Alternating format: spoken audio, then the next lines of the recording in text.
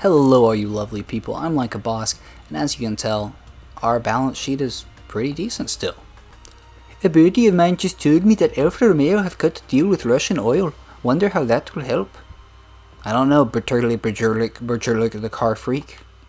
We'll see. As we can see, our supplier network's starting to increase, but not anything crazy.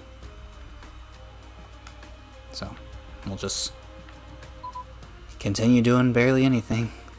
Do we get a +1 to all engineer stats? That will really come in handy.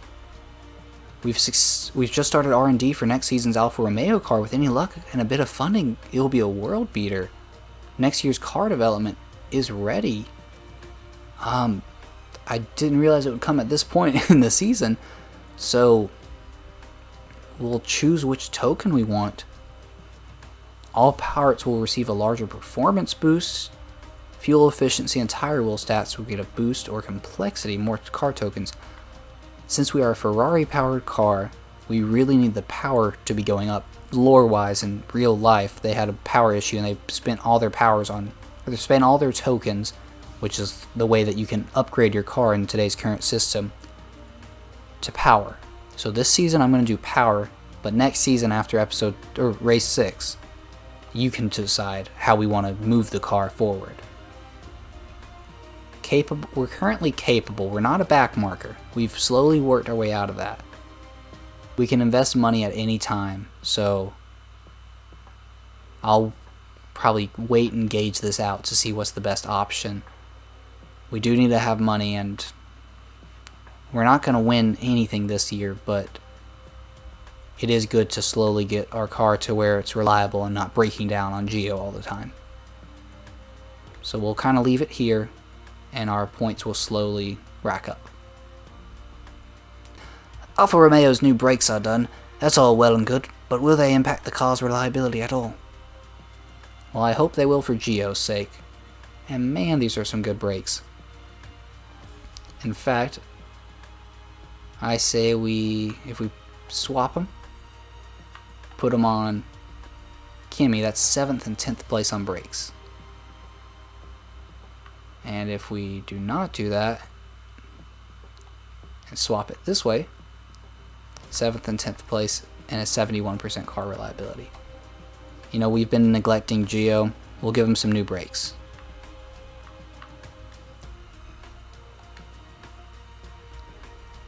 Just to the final inspection on the front wing. Let's see how it looks. Since Levi didn't tell me it was happening, it might not be better. That's what I thought. But it's still technically better than the last one we had, so we'll swap the parts around 5th and 6th place respectively, both with 100% reliability. And yes, it does look amazing, Kimi. We're not awful. We really will take a hit to the engine, gearbox, and rear wing, since we can't fix those this year. We don't have the cash flow yet to do anything with it. But I'm telling you, since we're 8th place, and it looks like we're going to be settled at 8th place because Alpha Tower and Williams have not been near the points once, we're going to get $28.5 million. And that's going to be great to get. Trust me. Just great. That will help us buy a couple facilities all at once. As for Kimi Räikkönen, he's still out here. He's still great. We're going to give him the braking one, so he'll brake a little bit later. Safely, of course. And we're going to do the same thing for Geo. Oh, so technically Kimi's car is not as good as Geo's car anymore. Might need to change that soon, but we don't have any money to do so. So let's try to get out there as quickly as possible. Oh, there's a dilemma. A small favor. I didn't even do, because I did the first name, I gotcha, okay. We'd like a lend of your mechanic, Levi Lexington, for a few weeks to help review next year's safety regulations. We ain't running no minor league operation anymore, so she won't get to see her driver. If you accept, the GMA will find a way to repay you somehow later down the line. No. She has been a great crew chief for Kimi. The 35 influence isn't working. It always is sad when team prioritizes the bottom line over the safety of the sport. Very disappointed in Alfa Romeo today. Okay, I'll show you the safety. It's my seat staying in this chair as the boss. Yeah? That's my stinking safety that I'm going for. No surprise, P14 or above.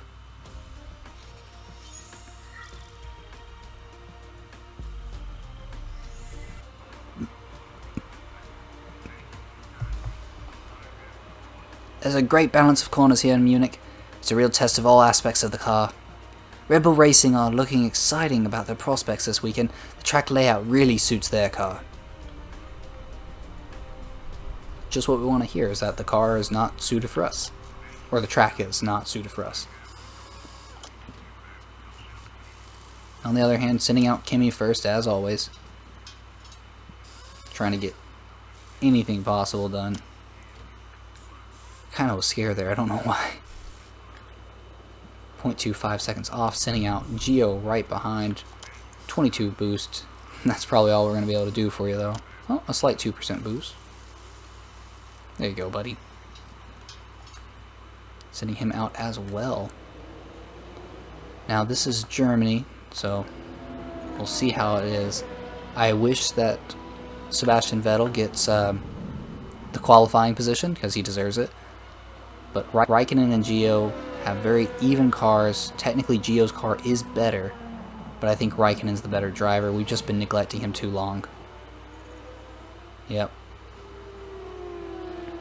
Gio's not too far off the pace, though. It is making me wonder if I should have given Raikkonen the better piece since he is the only point-scoring driver. Gio has great pace on qualifying, it seems, as of late. But Raikkonen always gets it done during the race. And I kind of like the drivers that speak through their actions. A Julio Jones, if you will. Yeah, that's a football reference, but not football. It's football American, you get it. Very annoying Chief, on the other hand, is starting to get into his head, understanding what Antonio really likes. And it's not coming in last, actually. One of his least favorite things to do. Get right back out there, boys.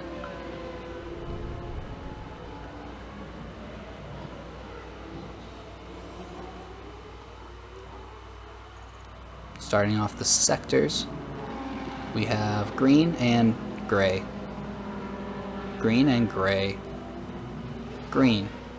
So, looks like Gio's peak time was his first time, just one of those crazy good laps. Raikkonen, on the other hand, is slowly finding his pace. We'll help him find it, because this is the last chance we really get to show him his pace.